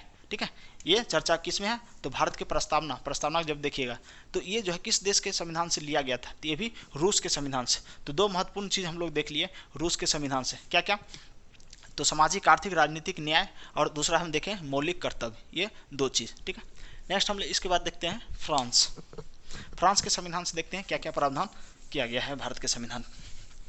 मोस्ट इंपॉर्टेंट है फ्रांस के संविधान से भी ये सब क्वेश्चन जो है बार बार देखने को मिलता है, आप बार बार इसको रिवीजन करिए, भूलिएगा बहुत, कन्फ्यूजन भी बहुत ज़्यादा होगा। ठीक है, तो अब हम लोग हेडिंग दे देते हैं फ्रांस। देखिए फ्रांस की क्रांति जब हुआ था 1783 ईस्वी में, तो हुआ क्या कि फ्रांस की क्रांति के समय वहाँ पर एक बहुत नारा प्रचलित हो गया। ठीक है, नारा ये था कि स्वतंत्रता, समानता एवं बंधुत्व। वही जो नारा है आगे चलकर भारत जो है अपने संविधान में शामिल कर दिया। तो क्वेश्चन ये बहुत पूछता है, स्वतंत्रता, समानता एवं बंधुत्व जो शब्द है वो किस देश के संविधान से लिया गया है? तो फ्रांस के संविधान से। स्वतंत्रता, समानता एवं बंधुत्व, स्वतंत्रता, समानता एवं बंधुत्व, ये कहाँ से लिया गया है? तो फ्रांस की जो संविधान है वहाँ से ये लिया गया है। ठीक है, नेक्स्ट हम लोग देखते हैं। देखिए स्वतंत्रता, समानता और बंधुत्व का नारा, और ये क्वेश्चन उलट कर भी पूछा जाता है कि फ्रांस की क्रांति की जो है स्लोगन क्या था, यानी क्या मोटो था या उसका क्या बोलते हैं कि मुख्य जो लाइन होता है, जैसे कि होता है ना कि कोई क्रांति चलती है तो उसका नारा, तो उसी प्रकार से पूछता है कि फ्रांस की क्रांति का नारा क्या था, तो स्वतंत्रता, समानता एवं बंधुत्व। ठीक है, आगे हम देखते हैं गणतंत्रात्मक व्यवस्था। गणतंत्रात्मक व्यवस्था, अब ये क्या होता है? गणतंत्रात्मक व्यवस्था क्या होता है? यानी रिपब्लिक। हम लोग जो है प्रत्येक वर्ष 26 जनवरी को रिपब्लिक डे मनाते हैं। ठीक है, तो इसी दिन क्या हुआ कि हमारा भारत का जो संविधान है वो लागू हुआ था पूरी तरह से। तो ये गणतंत्रात्मक व्यवस्था क्या है? देखिए, गणतंत्र किसको कहते हैं? वैसा देश जहाँ पर देश के सर्वोच्च पद पर जो व्यक्ति आसीन है उसको जो है जनता या जनता के प्रतिनिधियों के द्वारा चुना जाता है। यानी कहने का मतलब है देश के सर्वोच्च व्यक्ति को जब हम लोग निर्वाचित करते हैं, ठीक है, तो उस देश को बोलते हैं गणतंत्रात्मक शासन व्यवस्था वाला देश, यानी गणतंत्रात्मक व्यवस्था वाला देश कहते हैं उसको। तो भारत भी एक गणतंत्रात्मक व्यवस्था वाला देश है, क्योंकि भारत के राष्ट्रपति का क्या होता है? निर्वाचन होता है। तो डायरेक्ट भारत की जनता नहीं चुनती है, लेकिन जनता के प्रतिनिधियों के द्वारा चुना जाता है। जैसे बोले थे विधानसभा के सदस्य जो है, जो निर्वाचित सदस्य हैं विधानसभा के, वो वोट देते हैं राष्ट्रपति को, और लोकसभा और राज्यसभा के निर्वाचित सदस्य जो है राष्ट्रपति को वोट देते हैं। ठीक है, तो ये व्यवस्था हो गया। किस देश के संविधान से लिया गया है? तो फ्रांस के संविधान से लिया गया। ठीक है, आगे हम बात करते हैं सुप्रीम कोर्ट में, यानी high court, sorry supreme court यानी सर्वोच्च न्यायालय। सुप्रीम कोर्ट में तदर्थ न्यायाधीश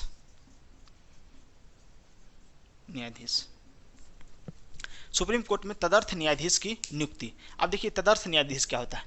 होता क्या है कि अगर सुप्रीम कोर्ट में कोई भी न्यायाधीश जो है उपस्थित नहीं है, यानी किसी भी कारण से उपस्थित नहीं है, और कोरम जो है सुप्रीम कोर्ट का नहीं पूर रहा है ताकि जो है कोई फैसला सुनाया जाए, तो उसमें क्या होता है कि राष्ट्रपति को ये अधिकार है कि कुछ व्यक्ति को टेम्पोररी जो है न्यायाधीश के तौर पर नियुक्त कर देते हैं। तो इन्हीं को बोलते हैं तदर्थ न्यायाधीश। तो इनकी नियुक्ति का जो प्रावधान है वो कहाँ से लिया गया है? तो फ्रांस के संविधान से ये लिया गया है। ठीक है, इसके पश्चात हम लोग देखते हैं अब ऑस्ट्रेलिया के संविधान। ऑस्ट्रेलिया देखेंगे और दक्षिण अफ्रीका देखेंगे। अब 2 ही शायद बचा है, देखते हैं आगे, गिन लेंगे, काउंटिंग करेंगे, उसके बाद पता चल जाएगा कि कौन कौन देश हो गया है। अब हम लोग हेडिंग दे दीजिए ऑस्ट्रेलिया के संविधान से। ऑस्ट्रेलिया, ठीक है, देखिए जब हम लोग अमेरिका पढ़ रहे थे, अमेरिका से लिया गया था प्रस्तावना का शब्द, और उसी समय हम बोले थे कि जब हम ऑस्ट्रेलिया पढ़ेंगे तो उसमें हम लिखाएंगे कि प्रस्तावना की भाषा। प्रस्तावना की भाषा कहाँ से लिया गया है? तो ऑस्ट्रेलिया के संविधान से।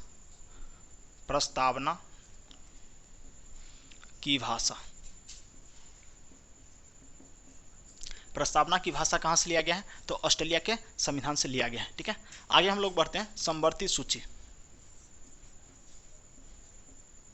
समवर्ती सूची, समवर्ती सूची, देखिए भारत में जो है केंद्र एवं राज्यों के बीच शक्तियों का जो बंटवारा हुआ था, यानी शक्तियों का विभाजन की प्रक्रिया हम लोग देखे थे। कहाँ पर? जब कनाडा हम पढ़ रहे थे उस समय देखे थे। तो क्या हुआ कि समवर्ती सूची का जो प्रावधान, समवर्ती सूची क्या हुआ कि कुछ ऐसा विषय है जिस पर केंद्र भी कानून बना सकता है और राज्य भी कानून बना सकता है। तो समवर्ती सूची का जो प्रावधान है वो किस देश के संविधान से लिया गया? तो जो ऑस्ट्रेलिया के संविधान से यह लिया गया है समवर्ती सूची का प्रावधान। ठीक है, आगे हम देखते हैं केंद्र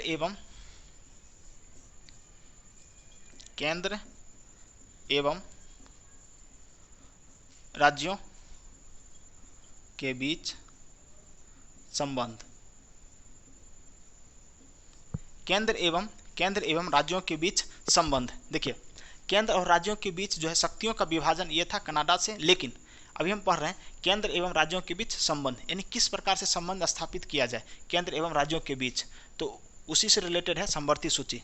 जब समवर्ती सूची के विषय पर जो है केंद्र और राज्य दोनों कानून बना सकते हैं तो क्या होगा? उसके बाद क्या होगा? संबंध भी देखने को मिलेगा, अच्छा संबंध है कि खराब संबंध है, क्योंकि समवर्ती सूची है, अपना विषय पर अपना कोई बनाएगा और अपना विषय पर अपना बनाएगा। केंद्र का विषय होगा तो केंद्र बनाएगा और राज्य का विषय होगा तो राज्य बनाएगा। लेकिन अगर दोनों में कंट्रोवर्सी हो जाए, किसी एक मुद्दा पर अगर दोनों कानून बनाने के लिए सहमत हो जाए तो केंद्र का जो है कानून मान्य होता है। नेक्स्ट हम लोग देखते हैं, देखिए ऑस्ट्रेलिया के संविधान में जो है संसद के दोनों सदनों की संयुक्त बैठक, यानी 108 अनुच्छेद 108 कहता है कि अगर किसी भी मुद्दा को लेकर, यानी लोकसभा में मान लीजिए या राज्यसभा में कोई मुद्दा जो है पेश किया गया, यानी कोई बिल जो है पेश किया गया और दोनों सहमत नहीं है, दोनों सहमत नहीं है, तो क्या होगा, संयुक्त बैठक का प्रावधान किया गया है और ये साधारण विधेयक पर किया जाता है। तो संयुक्त बैठक, देखिए संयुक्त बैठक, संयुक्त बैठक का प्रावधान जो है किस देश के संविधान से लिया गया है, तो ऑस्ट्रेलिया के संविधान से संयुक्त बैठक। संयुक्त बैठक की जो चर्चा है अनुच्छेद 108, जब वर्तमान में हम देखेंगे भारत का संविधान तो 108 अनुच्छेद 108 में जो है संयुक्त बैठक का प्रावधान है। ठीक है, नेक्स्ट हम लोग देखते हैं व्यापार वाणिज्य। देखिए ऑस्ट्रेलिया के संविधान में सबसे महत्वपूर्ण जो क्या है कि प्रस्तावना की भाषा, समवर्ती सूची और संयुक्त बैठक, ये बहुत ज़्यादा पूछता है कि बार बार ये देखने को मिलता है। ठीक है, आगे बढ़ते हैं। अब उतना इम्पोर्टेंट है नहीं, लेकिन एक कभी कभी पूछ लेता है, व्यापार व्यापार वाणिज्य वाणिज्य एवं सभा। ठीक है, यानी भारत में जो है आप लोग खुली तरीके से जो है व्यापार कर सकते हैं। ठीक है, और सभा आयोजित कर सकते हैं। ये प्रावधान जो है कहाँ से देखने को मिला है, तो ऑस्ट्रेलिया के संविधान से हम लोग को देखने को मिला है। ठीक है, अब आप लोग हेडिंग दे दीजिएगा, उससे पहले आप लोग इसको नोट करिए या इसको जो है स्क्रीनशॉट लीजिए। तब तक हम आगे बढ़ते हैं। अब हम देखेंगे दक्षिण अफ्रीका का संविधान। दक्षिण अफ्रीका के संविधान से जो है भारत के संविधान में क्या क्या प्रावधान किया गया है। ठीक है, आप लोग हेडिंग दे दीजिए साउथ अफ्रीका, दक्षिण अफ्रीका, दक्षिण अफ्रीका। ठीक है, दक्षिण अफ्रीका, देखिए दक्षिण अफ्रीका से एक महत्वपूर्ण जो है प्रावधान को बार बार पूछा जाता है, बहुत ज़्यादा। क्या पूछा जाता है कि संविधान संशोधन की प्रक्रिया। जब भारत का संविधान हम लोग आगे जब पढ़ेंगे तो अनुच्छेद 368 कहता है कि भारत के संविधान का संशोधन किया जा सकता है, यानी जो भारत का संविधान 26 जनवरी 1950 को लागू हुआ था उसमें संशोधन किया जा सकता है। और ये प्रावधान कहाँ से लिया गया, तो दक्षिण अफ्रीका के संविधान से लिया गया। संविधान संशोधन संविधान संशोधन की प्रक्रिया अनुच्छेद 368 आर्टिकल 368 में ये प्रावधान दिया गया है कि दक्षिण अफ्रीका के संविधान में कि भारत के संविधान को हम लोग संशोधित कर सकते हैं, यानी अगर समय के अनुसार कुछ बदलाव करना है तो इसमें हम कर सकते हैं। ठीक है, आगे हम लोग देखते हैं राज्यसभा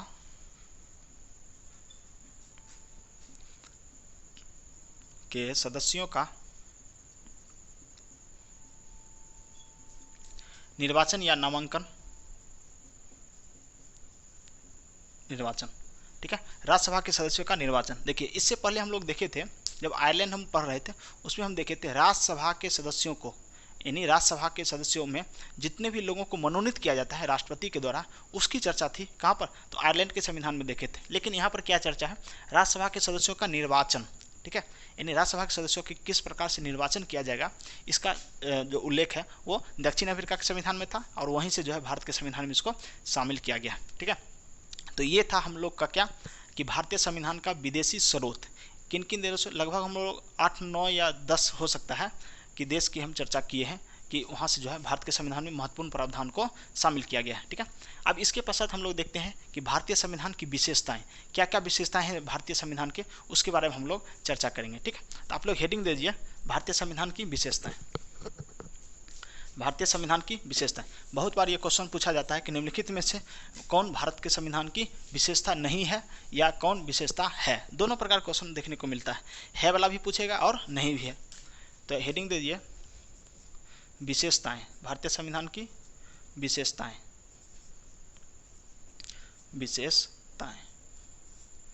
ठीक है, देखिए आप लोग देखे होंगे कि गन्ना से जूस निकालने की जो मशीन होती है उसमें हम गन्ना डालते हैं और जूस निकलता है। उसी प्रकार से भारतीय संविधान सभा के निर्माताओं, जो भी लोग सदस्य थे, उन्होंने 60 देशों के संविधान को लाया और जो है उससे जो है एक संविधान को बनाकर निकाल दिया। वो संविधान था भारत का संविधान, दुनिया का सबसे बड़ा लिखित संविधान। क्वेश्चन अगर आपसे पूछ लिया जाए कि दुनिया का सबसे बड़ा लिखित संविधान किस देश का है, तो वह है भारत का। तो ठीक है, तो पहला प्रावधान नंबर 1 दे सकते हैं आप। पहला विशेषता है कि विश्व का सबसे बड़ा लिखित संविधान, लिखित संविधान। ठीक है, विश्व का सबसे बड़ा लिखित संविधान किस देश का है? तो भारत का है। देखिए, अगर कभी क्वेश्चन पूछ ले आपसे कि किस देश का संविधान अलिखित है, लिखा नहीं गया है, तो वो ब्रिटेन का संविधान है। ब्रिटेन का संविधान जो है अलिखित है, ये लिखा नहीं गया है, लेकिन भारत का संविधान क्या है? लिखित संविधान है। ठीक है, अगला हम लोग विशेषता देखते हैं। देखिए, भारत का संविधान जो है लचीला भी है और कठोर है, यानी दोनों का मिश्रण है, लचीलापन और कठोरता का भी मिश्रण है। तो लचीलापन एवं कठोरता का मिश्रण,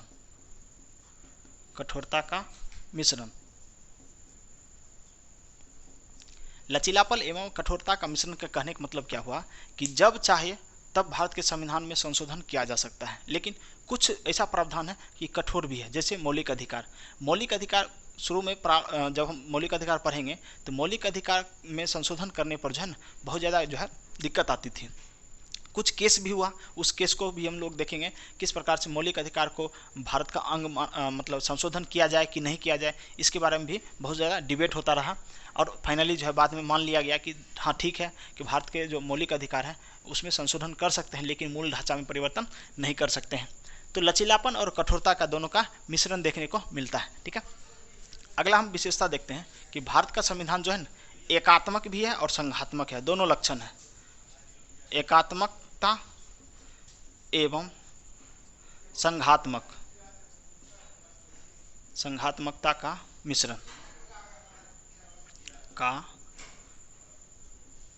मिश्रण देखिए, जब हम विशेषता पढ़ लेंगे उसके बाद देखेंगे कि भारतीय संविधान की एकात्मक लक्षण क्या है और भारतीय संविधान का जो है संघात्मक लक्षण क्या है। मतलब क्या, संविधान, भारत का जो संविधान है वो कुछ पॉइंट ऐसा आता है जहाँ पर भारत के केंद्र को मजबूत कर देता है, और कुछ पॉइंट ऐसा आता है जहाँ पर संघात्मक व्यवस्था को मानता है। यानी भारत क्या है, एक संघ है, राज्यों का संघ है, जिसमें मिली जुली जो है शासन व्यवस्था चलता है। सरकार का अपना सरकार होता है और देश का अपना सरकार होता है, लेकिन जब जरूरत पड़ती है तो पूरा कंट्रोल किसके पास आ जाता है? देश के पास। वहाँ देश क्या हो जाता है? एकात्मक हो जाता है। लेकिन कुछ प्रावधान ऐसा है जहाँ पर देश जो है संघात्मक व्यवस्था को अपनाता है। तो आप लोग संघात्मक और एकात्मक समझ गए होंगे। नहीं समझे हैं तो अगले जब अभी हम तुरंत टॉपिक बनाएंगे दोनों के लिए अलग अलग, एकात्मक और संघात्मक का, दोनों का। ठीक है, आगे हम लोग देखते हैं एकल नागरिकता।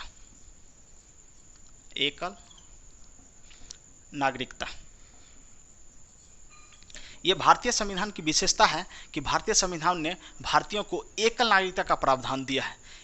एकल नागरिकता, जब अभी हम चर्चा कर रहे थे अमेरिका का संविधान, तो अमेरिका के संविधान जो है अमेरिका के संविधान में जो है दोहरी नागरिकता का प्रावधान है, यानी अमेरिका के लोगों को दो नागरिकता बनानी पड़ती है, एक देश का और एक राज्य का। ठीक है, लेकिन ब्रिटेन का संविधान जब हम पढ़ें तो ब्रिटेन के संविधान में एकल नागरिकता का प्रावधान है, और वहीं से ब्रिटेन से ही हम लोग जो है एकल नागरिकता को भारत के संविधान में शामिल किए हैं। ठीक है, अब आगे बढ़ते हैं, आगे देखते हैं कि लोकतांत्रिक शासन। ये भारतीय संविधान की विशेषता है कि भारतीय संविधान ने भारत को लोकतांत्रिक देश माना है। यानी भारत में जो भी राष्ट्रपति बनेंगे, यानी जो भी सर्वोच्च पद पर रहेंगे, उनका क्या होगा? निर्वाचन होगा, उनका निर्वाचन किया जाएगा। ठीक है, तो ये हो गया, हम लोग महत्वपूर्ण देख लिए विशेषता। पहला विशेषता है यह विश्व का सबसे बड़ा लिखित संविधान है। दूसरा है यह लचीलापन भी है और कठोर भी है। अगला है एकात्मक एवं संघात्मक भी लक्षण है, इसको देखने को मिलता है। अगला है उसके बाद एकल नागरिकता। ठीक है, नेक्स्ट हम लोग देखें लोकतांत्रिक शासन व्यवस्था। तो ये लोकतंत्र है। लोकतंत्र है कहने का मतलब जो है भारत में जो भी सरकार बनेगी वो जनता के द्वारा निर्वाचित सरकार होगी। तो ये लोकतांत्रिक गणराज्य है हमारा, यानी कोई भी जो यहाँ पर तानाशाह या राजा का शासन नहीं चलता है, यहाँ पर लोकतांत्रिक शासन व्यवस्था है। ठीक है, आप लोग आगे हेडिंग दे दीजिए संविधान का जो है। अब लोग देखेंगे एकात्मक और संघात्मक लक्षण, तो एक एक करके दोनों को देखेंगे।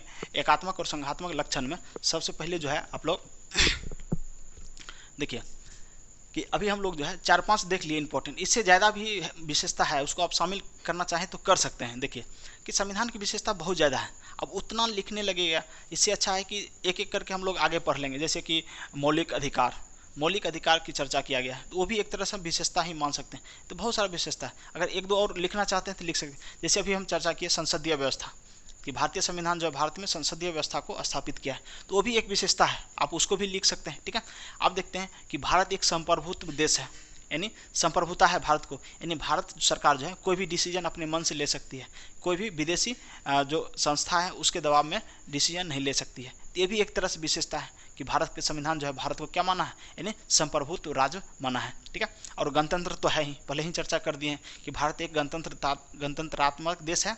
यहाँ पर सर्वोच्च जो पद है उस पर जो आसीन होने वाले हैं उनका निर्वाचन होगा, मनोनीत नहीं किया जाएंगे, यानी यहाँ पर कोई तानाशाही नहीं होगा, यहाँ पर कोई राजा नहीं बनेगा, और लोकतांत्रिक देश भी है। ये सब जो है विशेषता है। ठीक है, आप लोग हेडिंग दे दीजिए भारतीय संविधान का एकात्मक लक्षण। हम देखेंगे किस समय जो है भारत का संविधान एकात्मक हो जाता है, और एकात्मक की विशेषता देखेंगे, यानी लक्षण देखेंगे क्या क्या लक्षण जो है भारतीय संविधान का एकात्मक होने का। तो आप लोग हेडिंग दे दीजिए भारतीय संविधान का एकात्मक लक्षण। एकात्मक लक्षण, ठीक है। एकात्मक लक्षण कब हो जाता है? इन्हें कहते हैं कि मतलब एक इधर इधर झुकना है, एक इधर इधर झुकना है, एक बार इधर झुकना है, एक बार इधर झुकना है। तो कब जो है भारतीय संविधान एकात्मक हो जाता है, कब भारतीय संविधान संघात्मक हो जाता है। ठीक है, तो देखिए एकल नागरिकता, जब एकल नागरिकता की बात आती है तो सिर्फ देश ही एकल नागरिकता को मानता है, यानी राज्य में एक नागरिकता नहीं मिलता है। भारत में अगर देखेंगे तो सिंगल नागरिकता सिस्टम है जो केंद्र सरकार के द्वारा ये दिया जाता है। तो यहाँ पर क्या हुआ, झुकाव किधर चल गया, केंद्र की ओर, इसलिए हम कहते हैं यहाँ पर क्या है, एक यानी सिंगल यानी एकात्मक लक्षण देखने को मिलता है। तो पहला प्रावधान क्या हो जाएगा, एकल नागरिकता। एकल नागरिकता, ठीक है। अभी हम थोड़ी देर पहले चर्चा किए एकल नागरिकता का प्रावधान, आपको बताना है। अभी आप अगर सही से आप लोग देख रहे होंगे तो आप बताइए कि एकल नागरिकता का प्रावधान किस देश से लिया गया है, यानी भारतीय संविधान में जो जोड़ा गया है एकल नागरिकता वो किस देश से लिया गया है। अगर आप लोग सही से भी देखे होंगे तो आप लोग बता सकते हैं कि एकल नागरिकता जो है किस देश के संविधान से लिया गया है। ठीक है, आगे हम देखते हैं राज्यपाल की नियुक्ति। राज्यपाल की नियुक्ति केंद्र द्वारा। देखिए यहाँ पर भी संविधान क्या हो जाती है, एकात्मक लक्षण प्रकट करती है। कैसे, तो देखिए केंद्र जो है अपना प्रतिनिधि प्रत्येक राज्य में नियुक्त करती है। राष्ट्रपति के द्वारा जो है केंद्र सरकार जो है राष्ट्रपति के द्वारा जो है एक राज्यपाल की नियुक्ति करती है जो केंद्र का प्रतिनिधित्व करता है राज्य में जाकर। तो ये भी लक्षण जो है संविधान का एकात्मक लक्षण को बताता है। ठीक है, आगे देखिए जब हम शक्तियों का बंटवारा करते हैं, ठीक है, शक्तियों का बंटवारा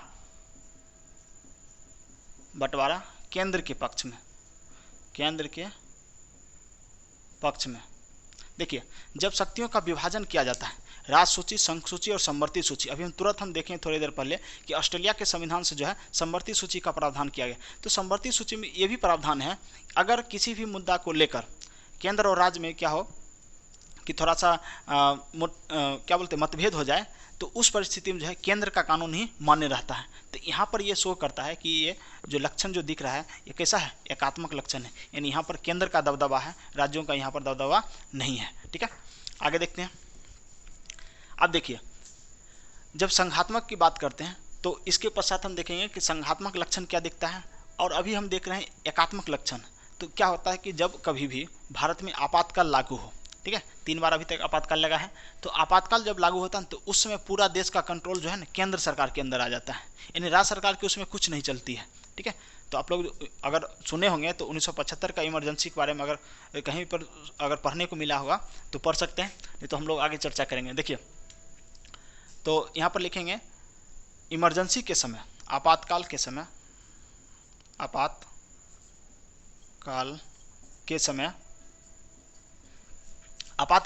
जो है यानी पूरा जो है शासन व्यवस्था कौन देखता है, तो केंद्र सरकार। आपातकाल के समय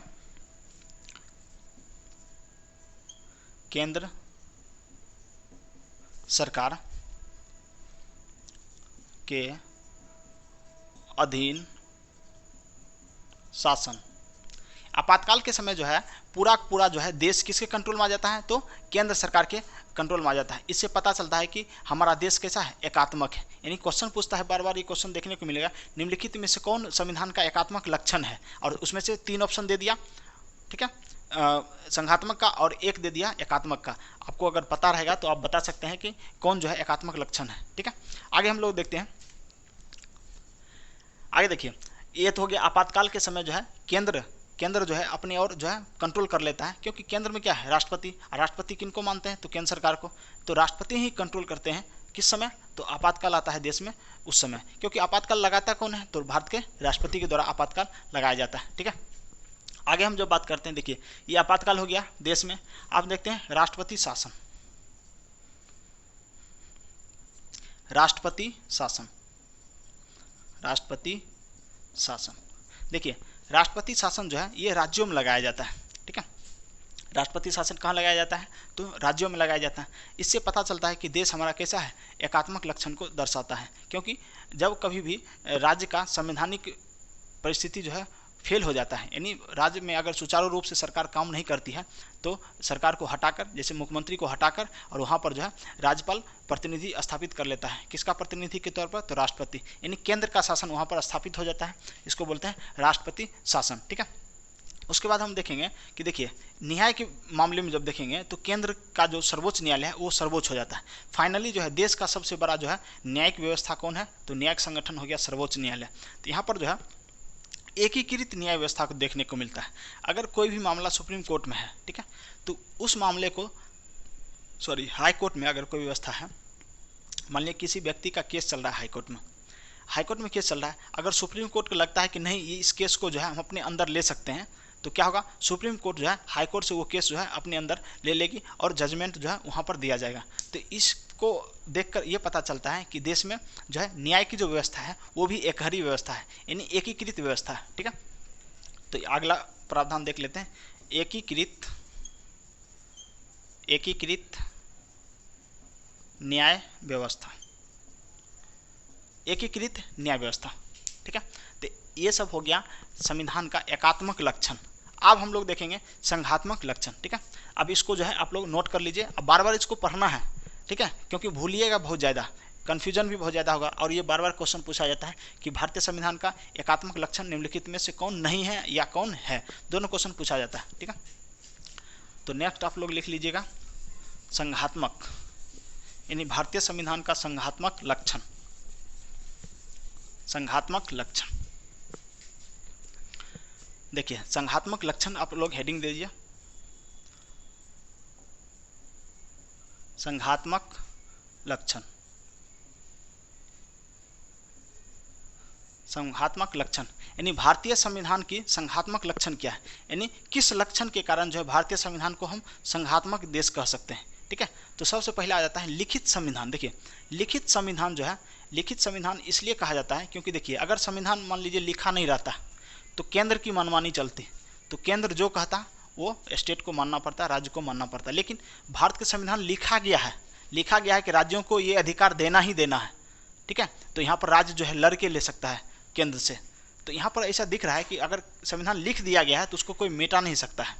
ठीक है, लिख दिया गया तो उसको कोई मिटा नहीं सकता है। तो इससे पता चलता है कि जो भारत का संविधान है वो संघात्मक लक्षण दिखाता है। लेकिन एक चीज़ और आप उसमें ऐड कर सकते थे, जब हम लोग अभी देख रहे थे एकात्मक संविधान में, एकात्मक व्यवस्था या एकात्मक लक्षण में, तो उसमें एक चीज़ और प्रावधान महत्वपूर्ण हो सकता है कि देश का जो संविधान है उसको संशोधन करने की जो शक्ति है वो केंद्र के पास है। उसमें जाकर आप नोट कर सकते हैं, वहाँ पर ऐड कर सकते हैं कि जो संविधान संशोधन की शक्ति है, यानी भारत के संविधान को कौन संशोधित कर सकता है, तो वो सिर्फ केंद्र सरकार यानी संसद कर सकती है। और संसद किसके अंदर है, तो केंद्र सरकार के अंदर है। तो वहाँ भी वो एकात्मक लक्षण दिखाता है, उसमें जो है आप ऐड कर सकते हैं। एक पॉइंट शायद मिस हो गया है तो उसमें आप ऐड कर लीजिएगा। ठीक है, आप देखते हैं संघात्मक लक्षण। संघात्मक लक्षण में पहला हम लोग देखेंगे कि लिखित संविधान, लिखित संविधान, लिखित संविधान। लिखित संविधान बताता है कि हमारा जो देश है कैसा है, संघात्मक शासन व्यवस्था का देश है। ठीक है, आगे हम देखते हैं संविधान की सर्वोच्चता, संविधान की सर्वोच्चता, संविधान की सर्वोच्चता। अब देखिए संविधान की सर्वोच्चता आपको बताना है। अभी हम थोड़ी देर पहले हम चर्चा किए हैं, संविधान की सर्वोच्चता जो है वो किस देश के संविधान से लिया गया है, संविधान की सर्वोच्चता। ठीक है, तो संविधान की सर्वोच्चता की हम जब बात करें तो अमेरिका के संविधान जब पढ़े थे उसमें हम बताए थे अभी थोड़ी देर पहले कि संविधान की सर्वोच्चता का प्रावधान जो है अमेरिका के संविधान से लिया गया है। ठीक है, अब इसमें क्या हुआ कि भारत में कोई भी व्यक्ति हो, किसी की भी सरकार हो, वो सब नीचे है, किससे? भारत के संविधान से, यानी भारत का संविधान जो है सबसे ऊपर है। ठीक है, तो देखिए भारत का संविधान जो है सबसे ऊपर है। ये क्या है? संघात्मक लक्षण को प्रदर्शित करता है भारत का संविधान। ठीक है, अब आगे देखते हैं स्वतंत्र न्यायपालिका। स्वतंत्र न्यायपालिका, स्वतंत्र न्यायपालिका यानी भारत में जो न्यायिक व्यवस्था है वो स्वतंत्र है, यानी न्यायपालिका के ऊपर जो है किसी की भी प्रभाव देखने को नहीं मिलता है, चाहे वो केंद्र सरकार को चाहे राज्य सरकार को, किसी की नहीं। तो इससे पता चलता है कि न्यायपालिका जो स्वतंत्र है, इससे पता चलता है कि भारत का जो संविधान है वो संघात्मक लक्षण को प्रदर्शित करता है। ठीक है, आगे हम देखते हैं केंद्र एवं राज्यों के बीच शक्तियों का विभाजन।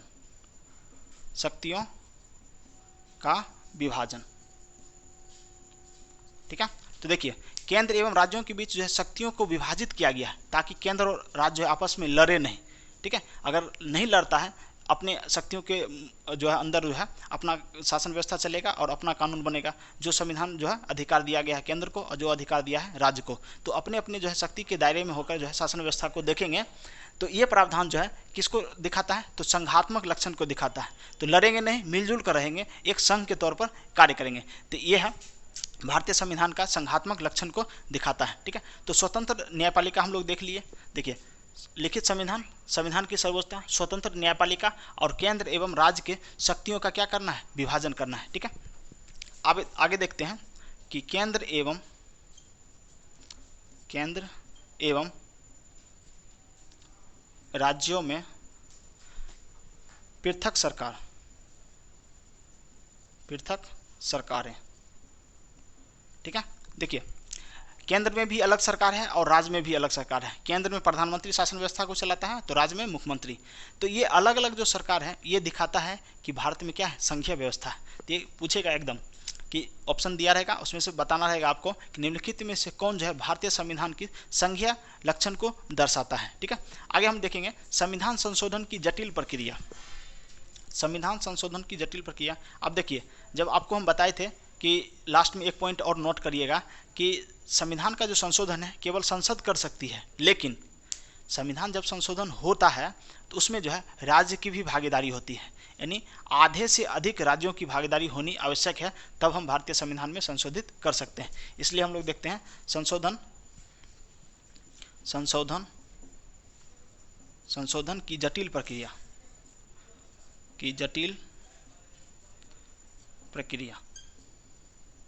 ठीक है, यानी भारत का जो संविधान है उसका अगर संशोधन किया जाए तो उसमें राज्यों की भागीदारी भी आवश्यक है। तो ये दर्शाता है कि ये क्या है? संघात्मक लक्षण को दर्शाता है। ठीक है, आगे देखते हैं कि संसद में राज्यसभा जो है वो जो है राज्यों को भी प्रतिनिधित्व करता है। तो देखते हैं राज्यसभा की उपस्थिति। देखिए भारतीय संसद का 2 सदन है। भारतीय संसद का कितने सदन हैं? 2 सदन, एक है लोकसभा दूसरा है राज्यसभा। तो लोकसभा जो है, लोकसभा को जनता डायरेक्ट चुनकर भेजती है लोकसभा, और लोकसभा के मेंबर के द्वारा ही जो है केंद्र की सरकार यानी प्रधानमंत्री की नियुक्ति की जाती है। अब देखिए कोई भी मुख्य प्रावधान जब आता है तो भारतीय संसद में पेश किया जाता है, अधिकांशतः जो है लोकसभा के सदस्यों के द्वारा पेश किया जाता है। लेकिन राज्यसभा में जो सदस्यों का निर्वाचन होता है वो राज्यों के विधानसभा के सदस्य भी उसमें शामिल होते हैं, वोट देते हैं। तो ये क्या है? राज्य के प्रतिनिधि हैं। तो राज्यसभा के जो भी सदस्य होते हैं वो राज्य के भी प्रतिनिधि के तौर पर कार्य करते हैं। तो ये लक्षण दर्शाता है कि भारत क्या है? एक संघात्मक शासन व्यवस्था वाला देश है। ठीक है, तो आज हम लोग क्या देखें हैं? हम लोग देखें हैं कि भारतीय संविधान का विदेशी स्रोत क्या है, भारतीय संविधान का विशेषता क्या है, एकात्मक लक्षण क्या है, संघात्मक लक्षण क्या है। ठीक है, आप लोग जो है सभी पॉइंट को आप लोग एक एक करके नोट करिए, इसका जो है एक नोट्स बनाइए और शॉर्ट में लिखने की कोशिश करिए। ठीक है, लंबा लिखने की जरूरत नहीं है, कम समय में आप रिवीजन कर सकते हैं, शॉर्ट में लिखिए। ठीक है, और बार बार इसको रिवीजन करिए। अगले वीडियो में हम लोग जब देखेंगे तो उसमें हम लोग चर्चा करेंगे कि भारत का जो भी राष्ट्रीय चिन्ह है, जो भी राष्ट्रीय प्रतीक है, उसके बारे में हम लोग चर्चा करेंगे। फिर हम लोग देखेंगे कि भारतीय संविधान का कितना भाग है, यानी 22 भाग को हम लोग पढ़ेंगे एक एक करके। जो भी महत्वपूर्ण भाग होगा उसको हम देख लेंगे। फिर हम देखेंगे अनुसूची कितनी अनुसूची हैं सबकी चर्चा करेंगे, और तब हम चलेंगे भाग 1, भाग 2, भाग 3। इसी प्रकार से जो है महत्वपूर्ण जो भी भाग होगा तो भारतीय संविधान को पढ़ा जाएगा। ठीक है, आप लोग जो है मिलजुल कर रहिए और पढ़ने पर ध्यान दीजिए। ठीक है, क्योंकि पढ़ाई बहुत ज़रूरी है, और खास करके भारत का संविधान। आप स्टूडेंट नहीं भी है फिर भी भारत के संविधान आपको जाननी चाहिए। ठीक है, तो अपने आप को ऐसा बनाइए कि आपके साथ महिलाएं जो हैं सजग रहे, जो है अपने साथ जो है रहने के लिए गौरवान्वित महसूस कर सकें। ठीक है, तो अगले वीडियो में मिलते हैं। जय हिंद।